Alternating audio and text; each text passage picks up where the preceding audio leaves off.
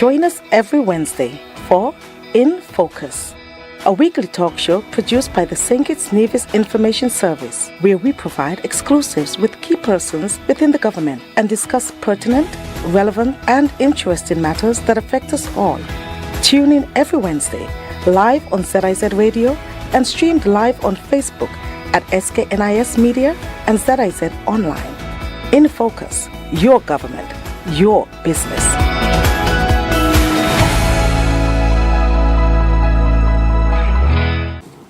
I'm Ian Richards, welcoming you to InFocus, a weekly program that takes a closer look at what's happening within and across the government of St. Kitts and Nevis. On July 7, 1976, a bold, visionary decision was made to anchor the Eastern Caribbean dollar to the United States dollar at a fixed rate of 2.70. Through global recessions, devastating hurricanes, a transforming regional landscape, and of course, a deadly global pandemic, that single decision has been the bedrock of our economic lives here in the Eastern Caribbean Currency Union. But how did we get here? What did it take to safeguard this peg when global giants stumbled? And as we look to the next 50 years under a bold new strategic plan, how does the Eastern Caribbean Central Bank intend to navigate an increasingly complex world to ensure shared prosperity for every citizen and every resident? Joining us today is Dr. Valda Henry, Deputy Governor of the Eastern Caribbean Central Bank. Stay with us for InFocus for a discussion on the strength of the EC dollar at 50. The ECCB was born out of crisis and, yes, courage. That decision created confidence where there was uncertainty and stability where there was fragility. And it has endured. 5 decades on, our currency peg holds firm. And I confirm to you this evening that our EC dollar remains strong. The backing currently approaches 99%. You should give us a round of applause for that. When you start taking these things for granted, that's when we could have a challenge. Never take our successes for granted. They must be recognized, they must be celebrated, and they must be protected. And that's why we have to say them over and over again.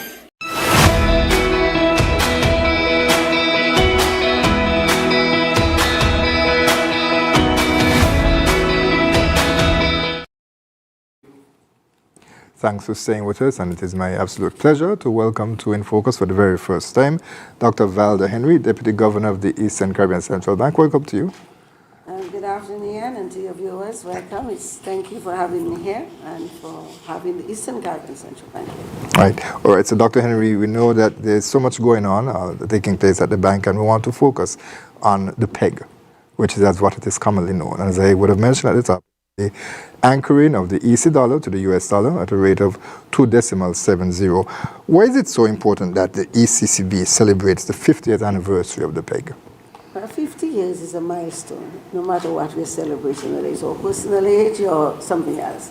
And for the Eastern Caribbean Currency Union to have maintained, and our Eastern Caribbean dollar to have maintained that peg for 50 years, it's one of the longest serving pegs in the world. And it represents stability, it represents resilience, it represents, growth and unity. And so it is important that we stop to recognize that. And we take it for granted because we go to sleep every night and we get up every morning and we don't give a thought that this is going to be anything more than 2.70. If we go to the bank, we purchase it at 2.7169. If we sell it at 2.67. And we take that for granted.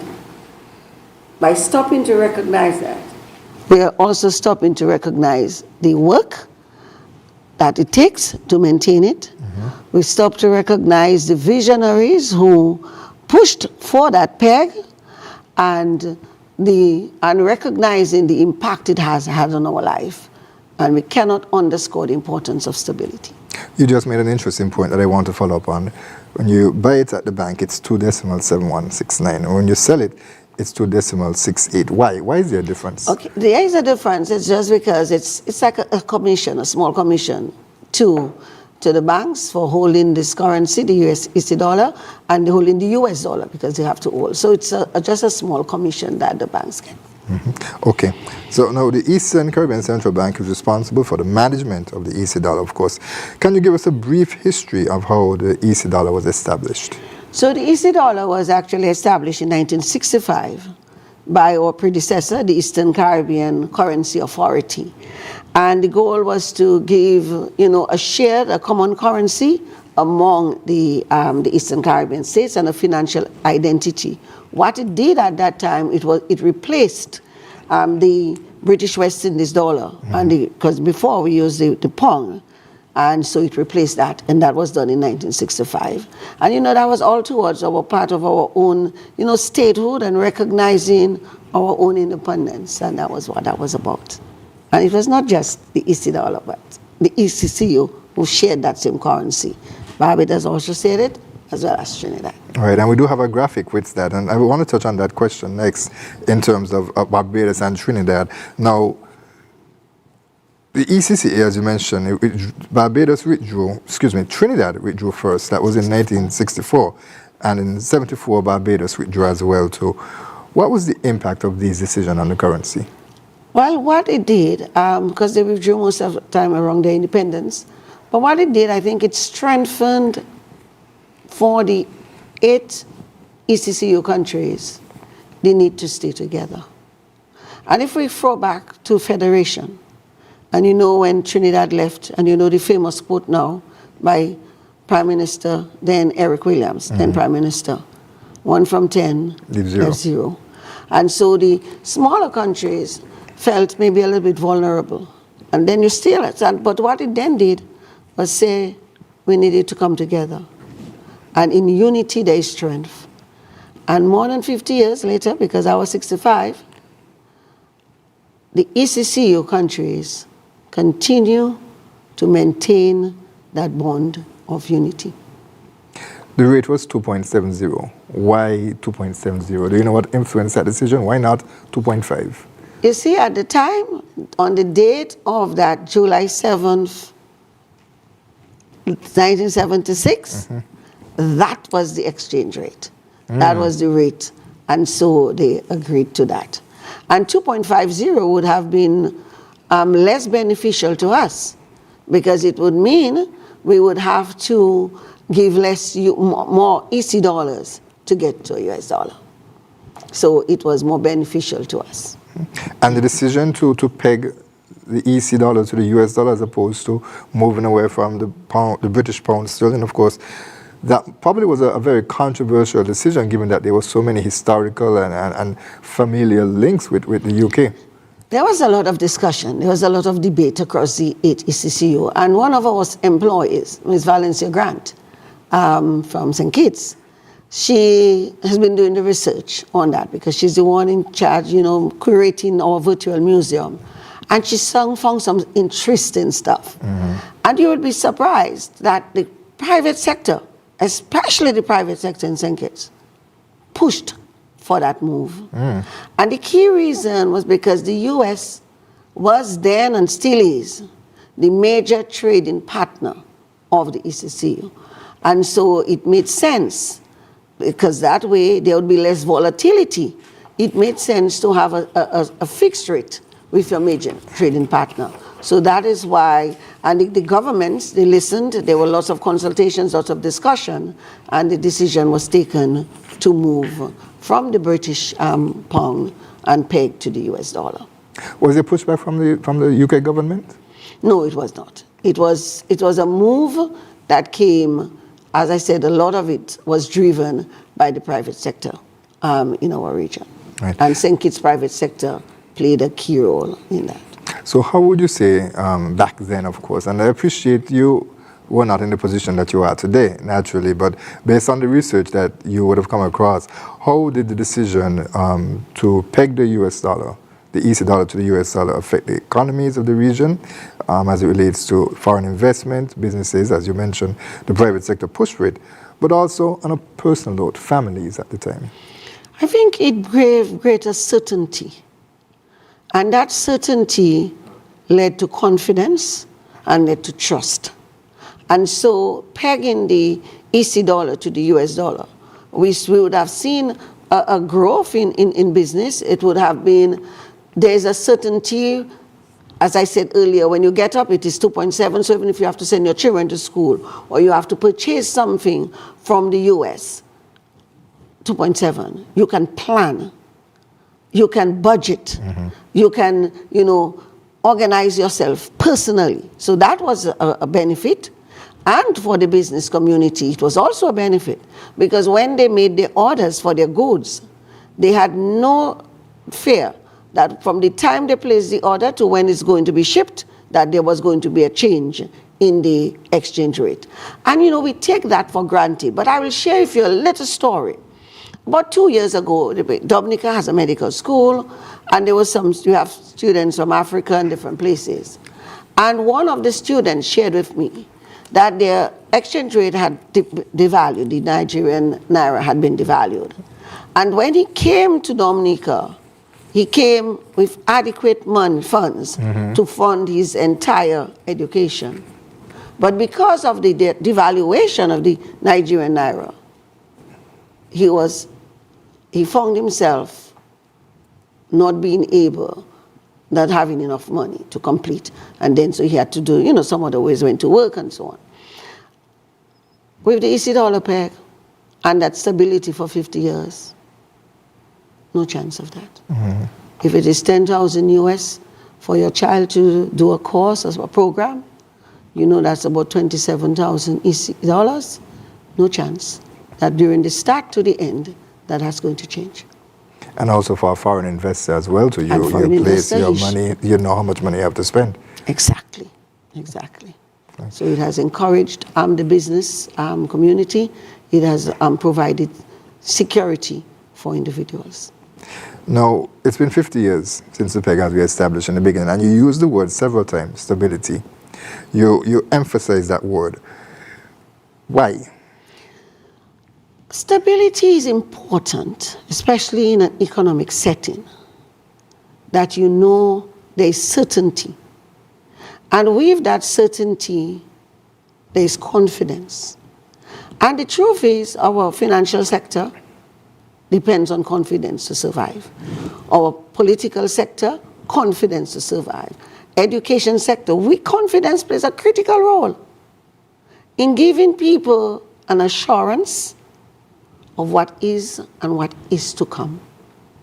And with that assurance, we can then take decisions for our future, the future of our children, the future of our countries. And that is critical. And that stability also helps with resilience. And in our parts, resilience is not just a word, Resilience is a living characteristic of who we are as a people. And it's not just, as I like to say, it's not just bouncing back in place, it's bouncing forward. We are impacted by all sorts of natural disasters, hurricanes, this, that, and the next, all these shocks that are taking place globally. It impacts us, however, because of that peg. We know exactly what it is. We can plan, we can budget, we can make, come up with solutions. So yes, prices have increased in the US. A lot of it is dependent on all of what's happening globally, the global political and economic issues. But we know exactly what it is. So yes, it moved from $10 US for something to now 20 US. Do you know what the impact is on you? You know that instead of getting $27, you now need to have 54. You know that. Because you know that, you can plan for it. And that cannot be underestimated. There's some who would argue that a fluctuation exchange rate, pegging it to some other, as opposed to one currency, also additional currencies as well too. Why is that formula not good for the Eastern Caribbean? Well, multi-pegs, I don't know if there are any multi-pegs currencies, but multi-pegs create certainty because, so I have a peg with, say, the US dollar, but also a peg must make also economic sense to you. So you're going to be pegged to the, let us say, the Chinese yuan. The question we ask, what is the percentage of trade between our ECCU countries and China directly? Does it make sense for us to do that? And so, because there's a cost there to maintain the peg, and we'll come to that, there's a cost to maintain the peg. So we know that to maintain the EC dollar peg, the legislation says we must be 60% backed. What that says is that for every EC dollar circulating in the country, in our ECCU, we must have 60 US cents in reserve. We've never gone anywhere close to that. We've always been in the 95 and above. I think there's only one time we came below that 95, and that was for a very brief time, less than 3 months, and that was towards the end of the COVID era. So that's that. So that let's say we have to have that, the US. Let us say we were pegged to the yuan, and it would say we would have to have another 70, maybe 70% or another 60%. Just think of how much reserves we'd have to keep in store for that. So there's a cost. The question is, can we afford that cost? Do we have enough business and trade going on to make it worthwhile? So I don't think that I can stand to be corrected, but multi-peg currencies, very, very, if there are any, it would be like minuscule. Right. Okay. And you just touched on my next question, actually, would be the mechanisms that are used to ensure that the stability is maintained. Now, we do have a graphic that also highlights the back end that you mentioned, and we can probably show that now. But talk to us a bit about the mechanisms and ensuring that stability. Okay. So, as I said earlier, 60%. So we must have $60. And that's a legal requirement. Legal requirement. We must have 60 US cents for every dollar in circulation in the ECCU. However, is ECCB and our council and our board has said our operational minimum is 80. So while we are at 60 legally, our operational is 80. We cannot go anywhere or have anything less than 80 US cents. That just provide a buffer. But we've never been there. So it's on average, it's like 99.5, when I last figure, 99.5%. So that means for every EC dollar, there is 99.5 US cents in reserves. And that is the mechanism we use, sorry, to a large extent, because the reserves are then managed. The reserves, our investment guidelines for the reserves are very conservative. In fact, in addition to the three key objectives for investment, which is capital preservation, liquidity, and returns, and for us it's in that order, we have constrained it further with a peg of 60%. And so because of that, it restricts the type of investments we can get into. So it means our returns, we won't get as high as the return as someone else or even the market offers. But what it also protects, we also won't lose. Even in a market that is falling, we won't lose as much as the market is losing. Why? Because we've constrained it. Capital preservation is our first priority. That whatever we invest must remain and hold its value. So that's what we do in terms of how we manage it. Yeah, we have some external managers, but we are constrained by our kind of policies that we have in terms of how we manage it. Yeah. And having a 99% as opposed to perhaps going over, some person may ask, why 99? Why not go to 110? Or why not maintain it at 85? What would you say to them? So again, the back-in ratio is determined to a large extent by, yes, the reserves, but also in terms of, some of the trades. And so it's not that there have been instances where you can see some fluctuation on the screen. There have been instances where we have been 100%. But by and large, we are in that 90%. We don't want to get to 85, although, yes, we can get to 85. Why? Because the bigger the buffer you have, from the 60 to where we stand, what does that mean? The bigger space we have to manage fluctuations and to ensure that EC peg is never compromised. right? And that goes back to that stability Yes. that you spoke about so much. All right. Yes. What are the biggest threats to the foreign assets that the ECCB has invested in terms of maintaining the value, and what could impact the stability of the peg? So the biggest threats, really, because as I said, to a large extent our reserves are managed externally, is what's happening on the global market. How is it impacting the financial market? When you look at the impact of, even say that latest war we have in terms of prices on, the growth. So that is like the biggest threat that we have. How do we manage that? As I said earlier, we manage that in terms by the investment policy we have, that what it is we use to maintain that peg.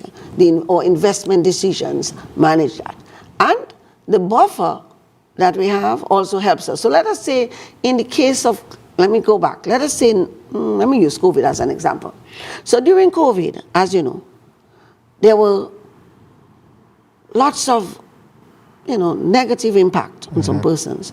Businesses closed, the governments had to spend a lot of money, so we saw debt increasing in our country. So while governments were on track to be 60% debt, to get down to 60% debt by 2025, that kind of went out of the window for most of the countries.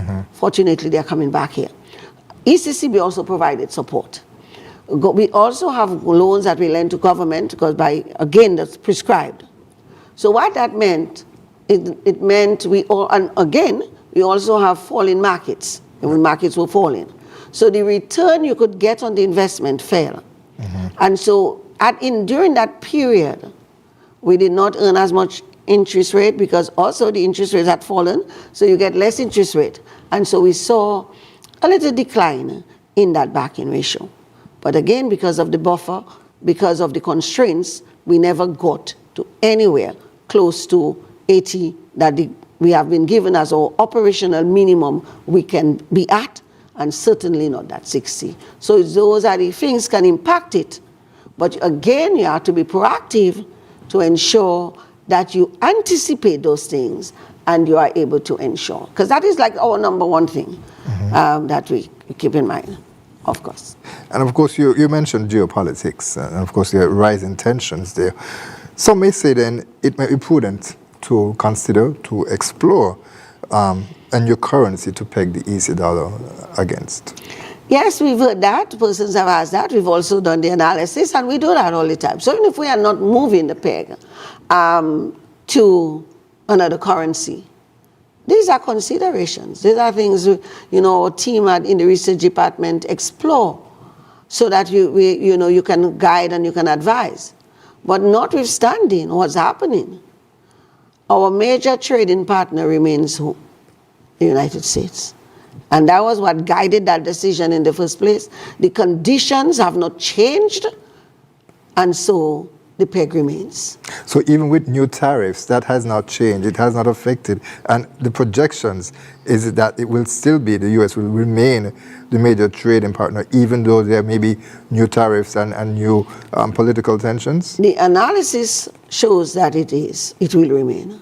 But as I said to you, we are proactive. We are not waiting to see if it will happen. We are always looking. So what are the other options? What will lead there? And as of now, the research demonstrates and suggests that we remain pegged to the US dollar. And in fact, people should come to the panel or listen to the panel discussion, because that is going to be robustly discussed at that panel discussion on July 1st, 2026, which is just next week, Wednesday.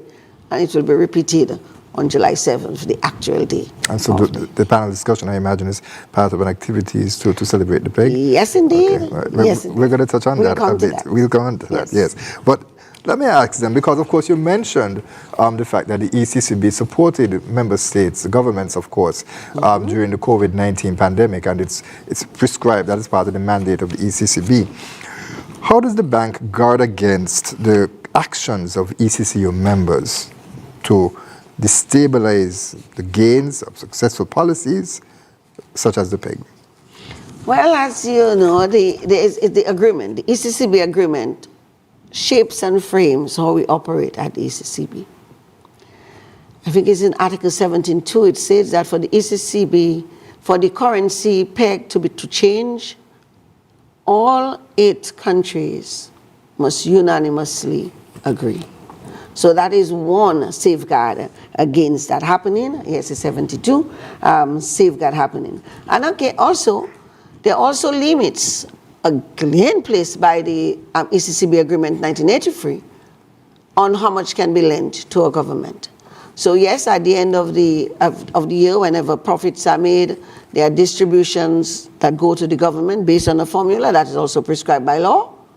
That also determines how much you can lend. So sometimes you would have heard people say, but oh, this country is in a bad state. Why is ECCB not giving them more? Why are we not printing more money? Mm-hmm. We can't, because the legislation provides the constraint against which we operate, which safeguards the safety of the organization itself, but also the stability of our EC dollar. And so issues within member states, such as, say, a high national debt, is that a threat to the peg? Not quite. It would have to be, I mean, all 8 would have to be significantly way over, but that's not. You know why? Because the ECCB operates, independently of our governments. Our reserves managed completely independently. And so it's the reserve portfolio and our performance are the more critical areas for us. Right. Okay, we're going to take a break at this moment, Dr. Henry, and when we come back, we can discuss the importance of celebrating that peg. As you mentioned, there are a number of activities that has been planned, and so we're going to take our break as we are approaching the bottom of the hour. So we'll do that now. Stay right there, viewers and listeners. We'll be right back with more In Focus. Every time we have an oil shock, we react and say we really have to do something about it. And then prices go down and we move on with our lives. How many times are we going to see this same bad movie over and over again? We have to change this picture.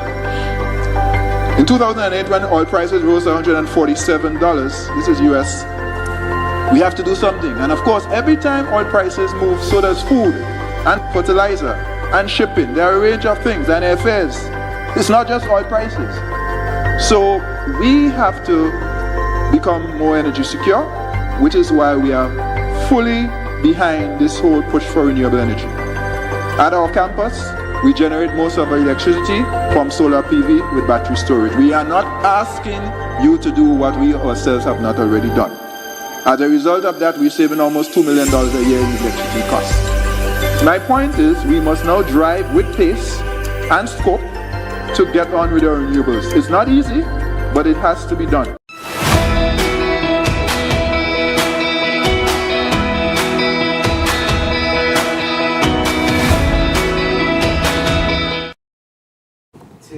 Welcome back to In Focus. We continue our discussion with Dr. Valda Henry, who is the Deputy Governor of the Eastern Caribbean Central Bank, and we're discussing the 50th anniversary of the anchoring of the of the EC dollar to the US dollar at a rate of 2.70. That's $2.70. Now, Dr. Henry, you touched on it earlier. You mentioned a panel discussion. Tell us, how is the ECCB celebrating the 50th anniversary of the peg? Well, we are celebrating the anniversary, and we've started the celebration for community outreach and education, and of course, our history.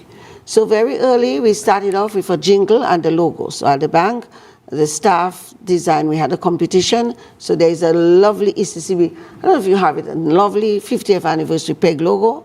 We have a jingle, again, by one of our staff, and it was produced by our staff members. So, real good jingle.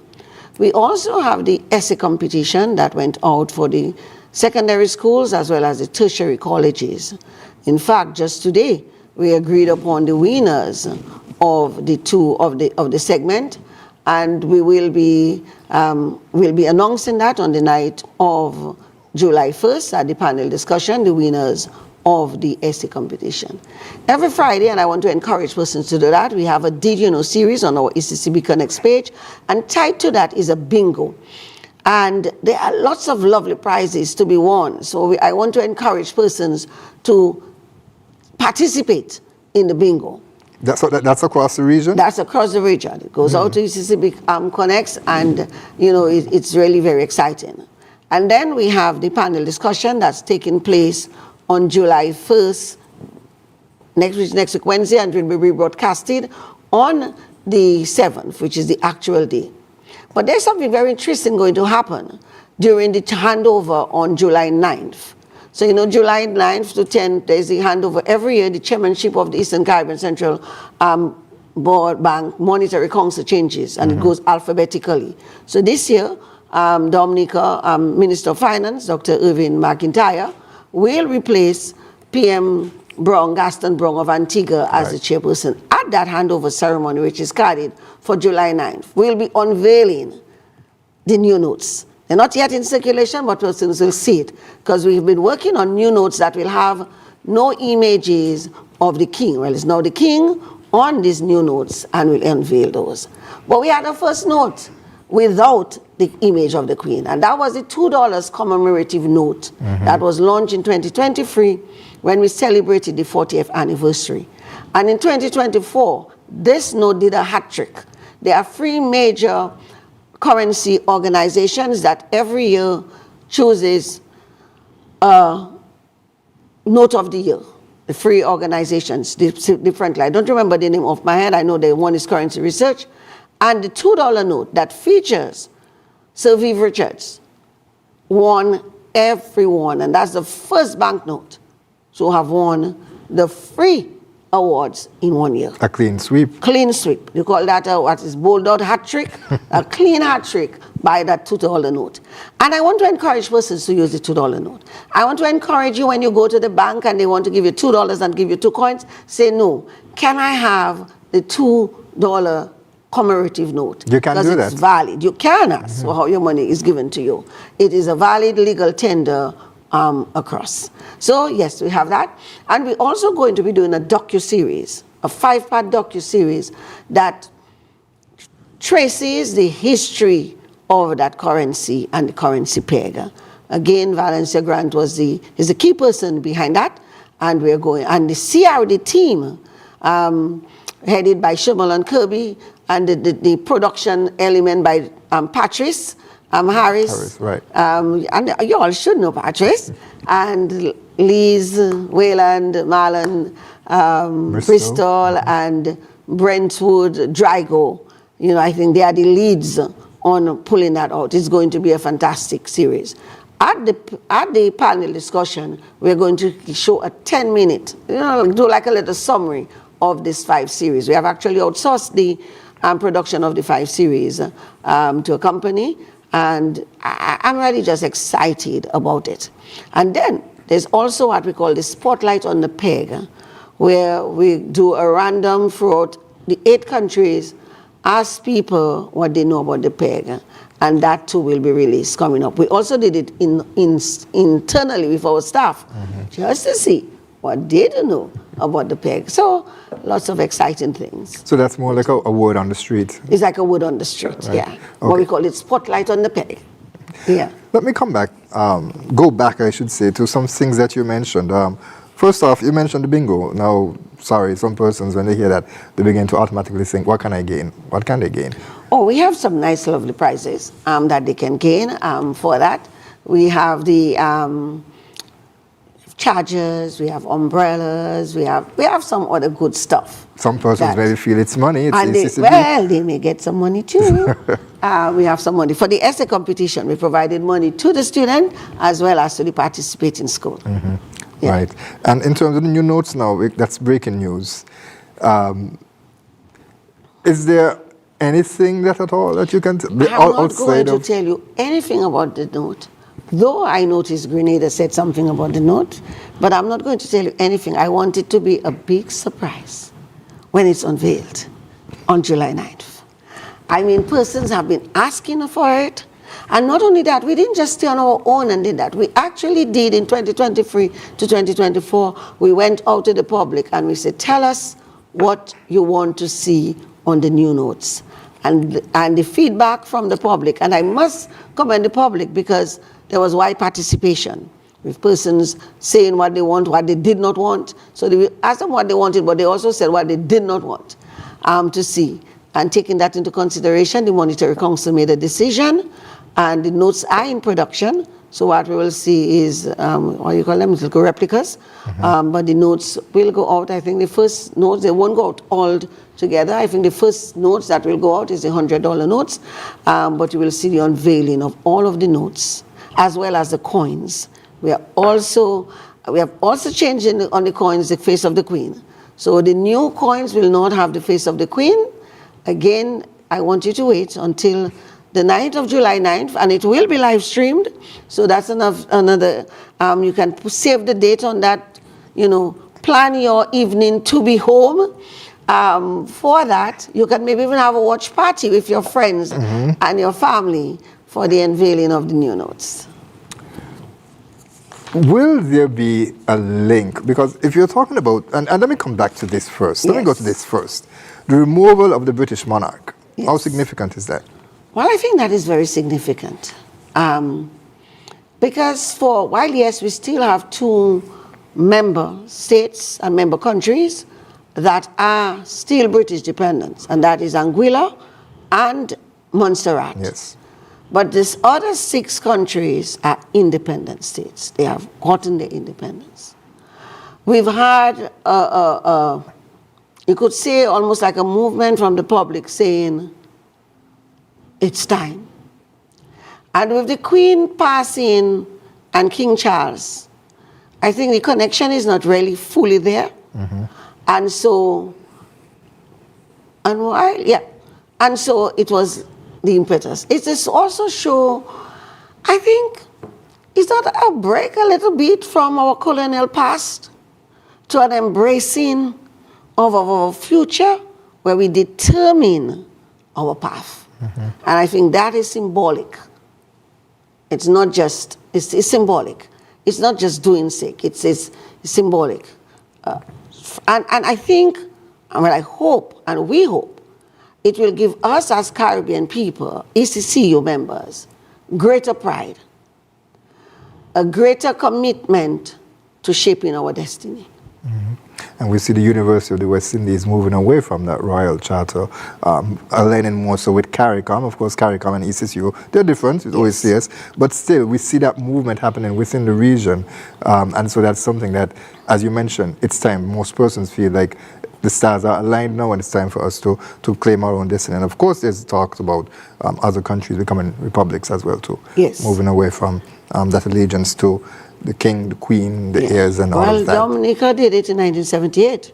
It became a republic, so we have a president who saw that Barbados is, not part of ECCU, is like the latest country. And Jamaica is also moving towards that as well. Right. Also, come back as well to, you mentioned the virtual museum. Now, I was very impressed, and I think the feedback that most persons gave from the virtual museum that was launched when the ECCB had their anniversary, it was very well done.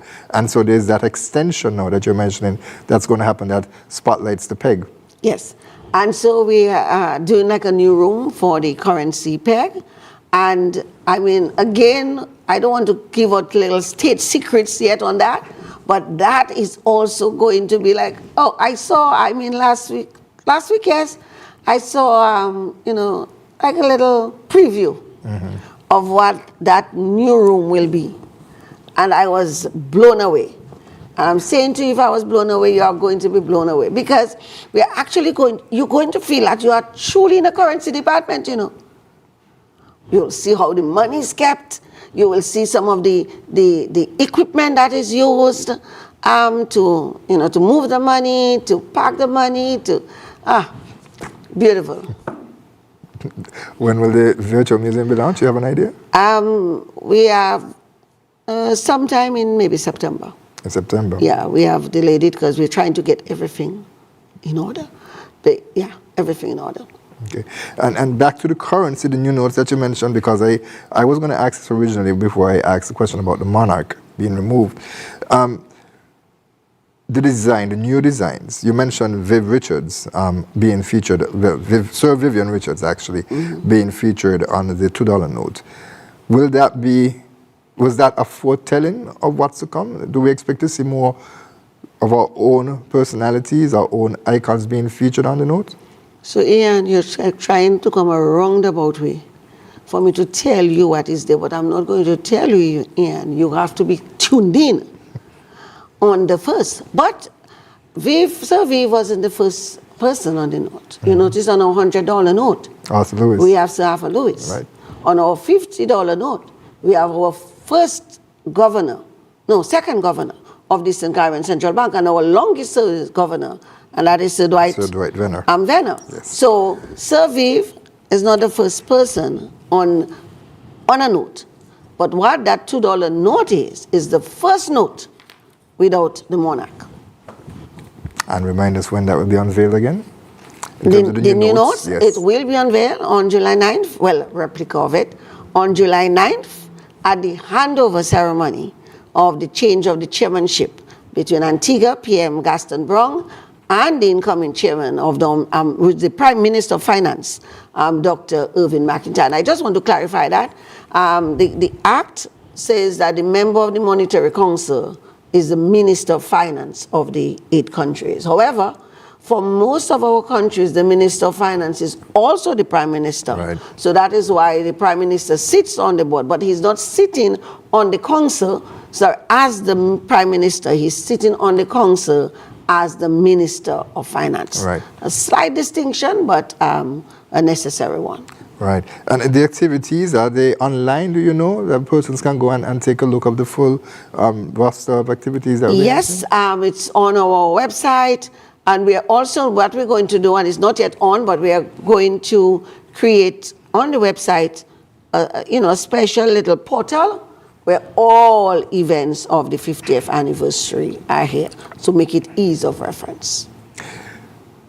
There seems to be so much pride associated. Why should the public feel proud of the EC dollar, and why should they participate in the celebrations? Well, the EC dollar is ours, established and formed in 1965, so that means our EC dollar is 60 plus years. Again, it has maintained itself. We have been pegged to the US dollar for 50 of those 60 years. That is something to celebrate. We have maintained the stability of that dollar. That this dollar has never been devalued in its 60 plus years, not even before it was pegged. And so this is something to celebrate. We ought not to take for granted what that means. Because what that means for us is a certainty in this uncertain world. And we must stop to say, how is that certainty impacting me as an individual? As an individual, it impacts me in the sense that I know if I have to buy, and listen, right now we're talking about trade with governments and trade with businesses. Right now, the trade with individuals doing their own purchasing online is a bit greater. Some businesses, I'm sure, are closing. Before, you had to get your clothes from a particular store. Now, everybody is importing. So you see what's growing here? Look at these courier companies. I don't know if I should call their names, but you know them. They are building bigger and bigger warehouses, edifices. They are branching out in more and more of our ECCU countries. And so for that individual who is making their own purchase, bypassing the stores, so you could say the middleman, they know that when they go tonight to click and to order, 2.7169 is what I'll be paying on chain because of the commission, but it's 2.7 is the official rate. Again, you can plan. You can budget, and that is important. Budgeting and planning is important for financial independence. And we want our people to be financially independent. Remember, in 2023 on January 19th, when Governor, we were launching our start of our celebration for 2023, Governor issued out a call to us, first to the countries, but we have cascaded that to us as individuals. What will it take to double the size of the GDP of our countries in 10 years? And we put that down. What will it take as an individual to double our wealth, whatever our wealth is, in 10 years? And you know, one of the key components of that is that stability of that US dollar. And of course, there will be other components, and ECSC will come, I'm sure, to speak, because they'll be celebrating the 25th anniversary. They now also have a new CEO who just started, I think it was 1st of June, Mr. Stuart Haynes, and they will tell us about all their great plans of ensuring that this market, and it's not only they, our governments are also putting things in place to ensure that as individuals, we have greater opportunity or greater options for investing and for, increasing our wealth. The government of Grenada launched the first retail bond, whereas before you needed $5,000 as a minimum to, 5 or 50, to purchase on the government regional RGSM stock market. Now, with that retail bond, all you needed was $500, and you could grow up by increments of 100. Government of Grenada. Government of St. Kitts is also considering it. So maybe the next bond will come from the St. Kitts government and our other governments. So again, provide great opportunities. And because our dollar is tight and secure, we're good to go. It's a good transition to what we now know as the Big Push. Yes. On March 31st this year, Governor of the Eastern Caribbean Central Bank, Timothy Antoine, he launched the Big Push, which is a collective action for shared prosperity in the ECCU. And of course, ECU, as we established at the top, is the Eastern Caribbean Currency Union. Yes. Now, in this name of the key action points, I was going to talk about the name itself, the Big Push. The Big Push? The Big Push. But talk to us about the key action points in the Big Push, because the name itself, it gives a very interesting connotation when you think about it in your mind. The Big Push. Tell us a bit about some of the key priorities there. So our Big Push ties back, to that January 19th call for doubling the size of our economies. And out of that Big Push, we have 7 theaters of transformation, focus areas. One is human capital and development skills, food and nutrition security, energy resilience, digital transformation, financial inclusion and wealth creation, tourism and trade logistics. These are the 7 theaters of transformation. Our governments want us to focus initially on 4 theaters of transformation. 1 being the human capital, 2 being the food and nutrition, 3 is the energy, and 4 is in terms of the logistics. And what that does, and you will hear a little more about that, because what we are trying to do, or we are hoping to do, and the council members are discussing, is what area, instead of everybody trying to do all things, how do we come together and allocate areas for different countries? So that way, instead of this, divergence of your resources, it's a focused concentration. So let us say Dominica may be energy. I'm not saying that's what it is. Dominica will focus on energy. Antigua on something else. Grenada on something else. St. Kitts on, and you're going to try to use areas, choose areas where there is a comparative advantage. Michael Porter talked about the comparative advantage of nations. What is it we are good at or best at? And focus our energies there. That way, together as a collective, we can achieve all the transformation, theaters of transformation. We focus in the different areas. You mentioned that the 4 areas, and I'll go through them again: human capital, food and nutrition, energy, and logistics. Right, yeah. They were chosen. Any sense as to why those were the priorities that the heads would have chosen? I think because they recognize that these areas, if you get through to these 4 areas, the other 3 will follow. Human capital and skills development is critical. And I'm sure you'd have seen, the report that was written by, I think it was the World Bank or the IMF on the state of our education system. A few years ago, Governor Timothy Antoine made a call in terms of skills development. And some persons, recently are saying, before our schools had a strong component of skills and technical areas. And somehow that disappeared at some point in some countries, almost completely out of the secondary schools and even the primary schools. And now there's a whole move for the TVET to bring that back. Because you need skills to move forward. When we talk about our human resources are the most important, it's not a cliche, it's truly the truth. If you don't have the human capital to do what you want and the skills and the competencies, then it staggers the growth longer. Food and nutrition security, not just food, nutrition, important. You know why? NCDs are part of the greatest cause of our death. And that's non-communicable Non-communicable diseases, things like diabetes, high blood pressure, and so on.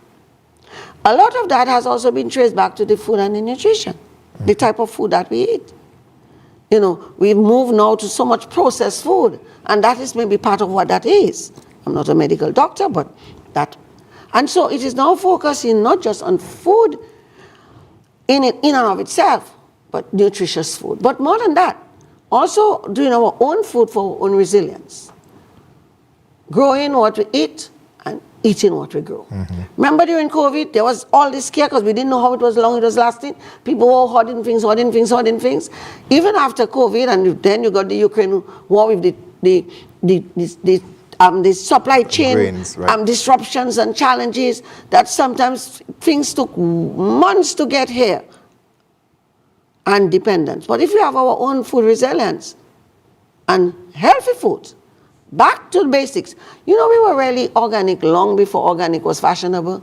And we kind of moved away from that because they encouraged all of this thing, and now it's organic. We're going right back to what we knew before. That is it for health. Because, you know, persons talk about like this NCDs. It's not just a health issue, you know that. It is a financial and economic issue.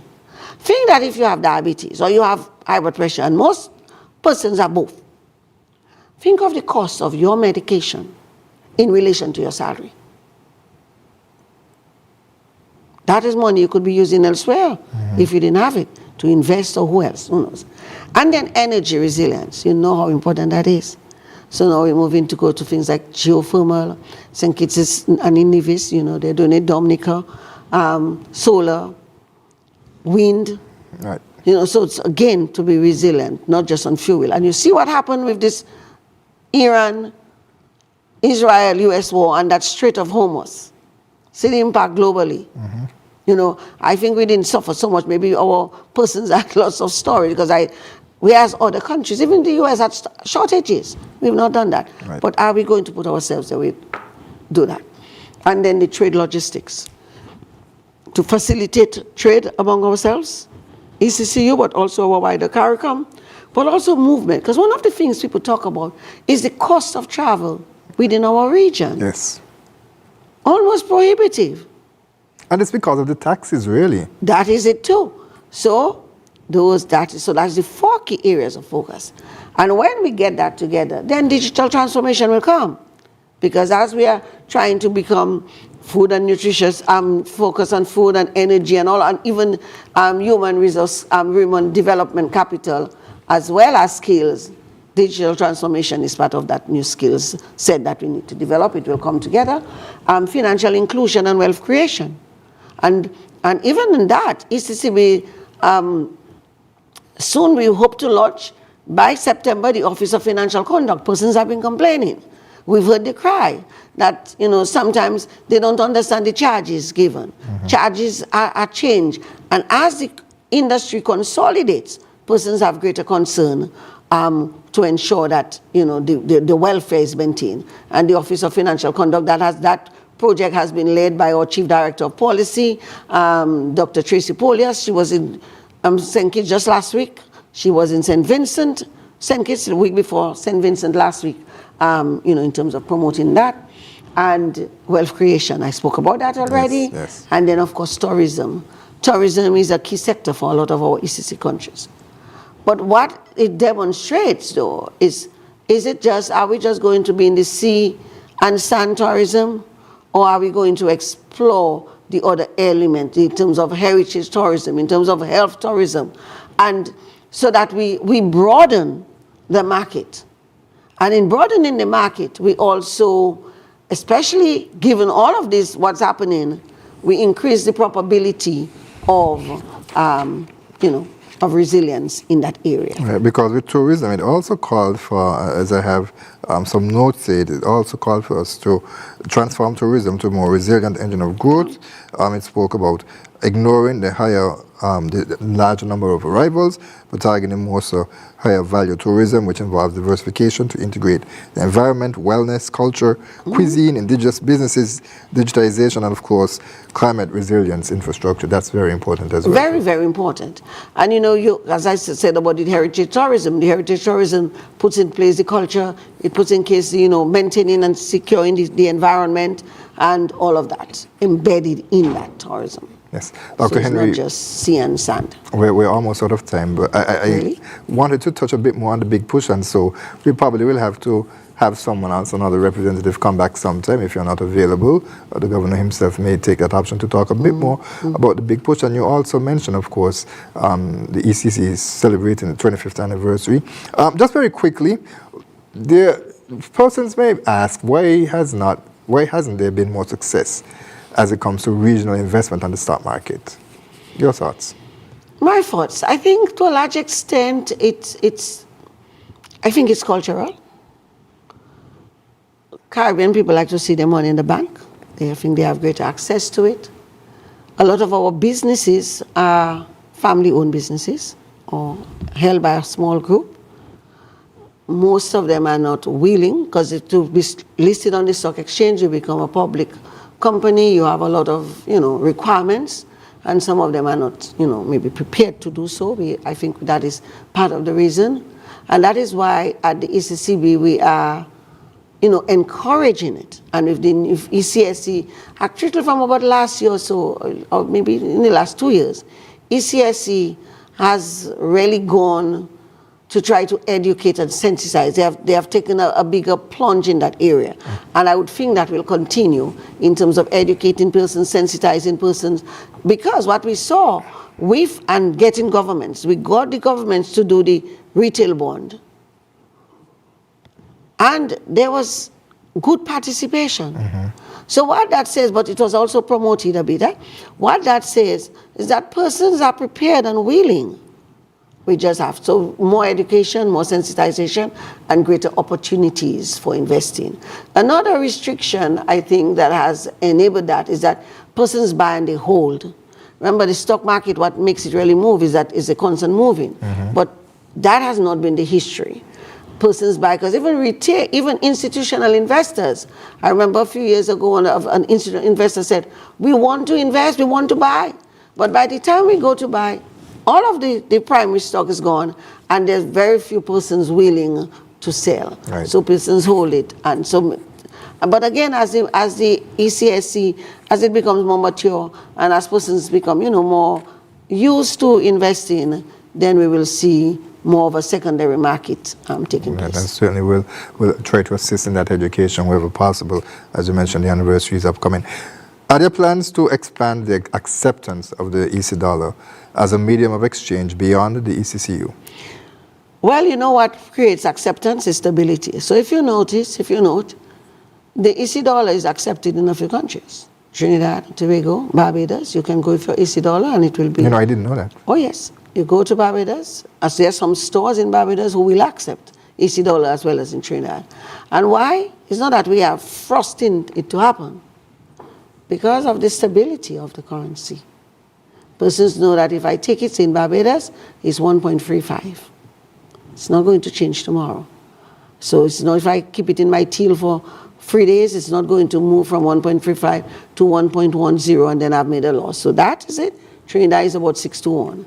So what is happening is because of, again, the stability, and the more stable you are, the longer, you have persons who are prepared to accept the EC dollar, and that's what's happening. I'm going to try that the next time I travel there. And finally, now the EC dollar, as we mentioned, has remained strong and stable for 50 years.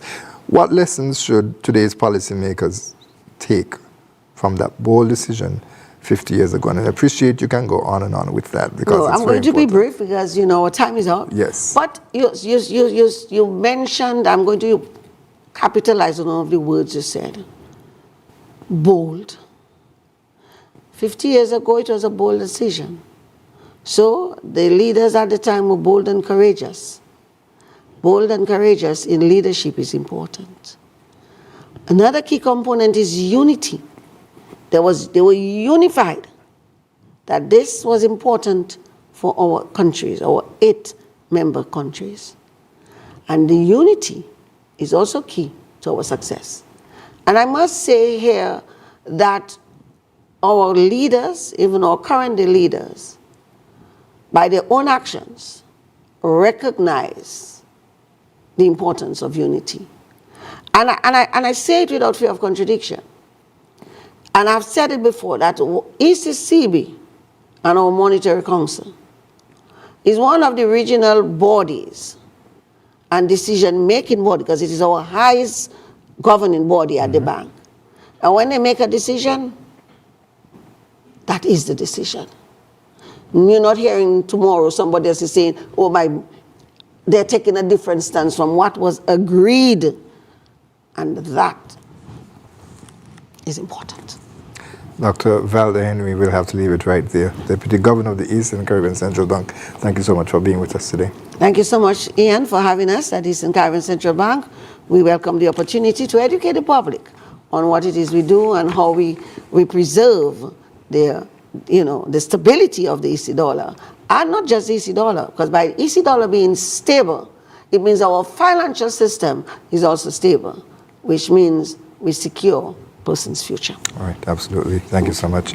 We'd like to thank you, viewers and listeners, for joining us for this edition of InFocus. We trust that you will join us next week at the same place at the same time for another edition.